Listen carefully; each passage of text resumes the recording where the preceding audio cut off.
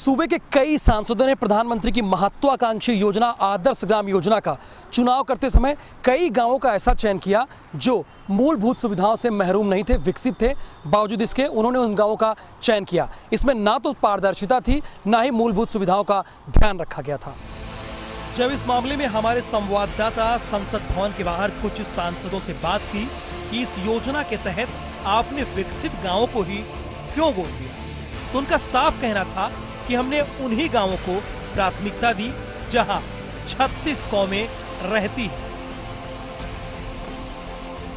ध्यान रहे, पीएम मोदी की ये भी मंशा नहीं, बल्कि वो चाहते हैं कि आप पिछड़े हुए गांवों को गोद लें जहां मूलभूत सुविधाएं बिल्कुल ना।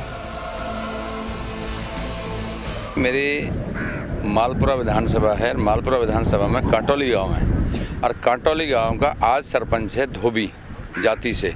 सबसे पहले मैं आपको ये बता दूं, दूसरा इसमें ये सारी 36 बिरादरी उसमें रहती हैं। माइनॉरिटी के लोग भी हैं, एससी भी हैं, जाट भी हैं, गुर्जर भी हैं, हरिजन भी, सब हैं। सांसद आदर्श गांव योजना की मूल वजह उस गांव का अविकसित होना और उस गांव की जनता की संवेदनशीलता, उस गांव की जनता को के अच्छे संस्कार, अच्छे विचार और अविकसित गांव को विकसित करना।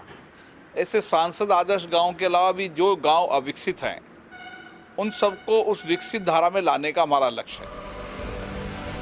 हालांकि पाली से सांसद पीपी चौधरी का इस बारे में स्टैंड क्लियर है। उन्होंने इंडिया न्यूज से खास बातचीत में इस बात का जिक्र किया कि उन्होंने उन्हीं गांव को गोद लिया है जो बहुत पिछड़े हैं।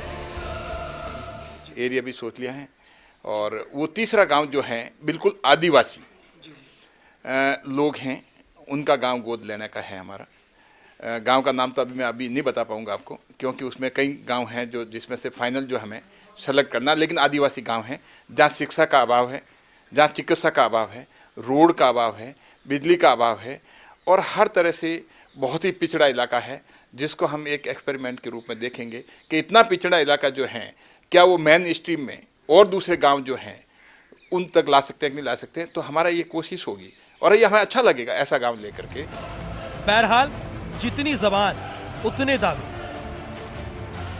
सभी अपने अपने तरीके से आदर्श ग्राम योजना के तहत गांवों को चुन रहे हैं। कुछ जल्दबाजी में हैं, कुछ के पास बहुत समय है तो कुछ मोदी के सपने के साथ।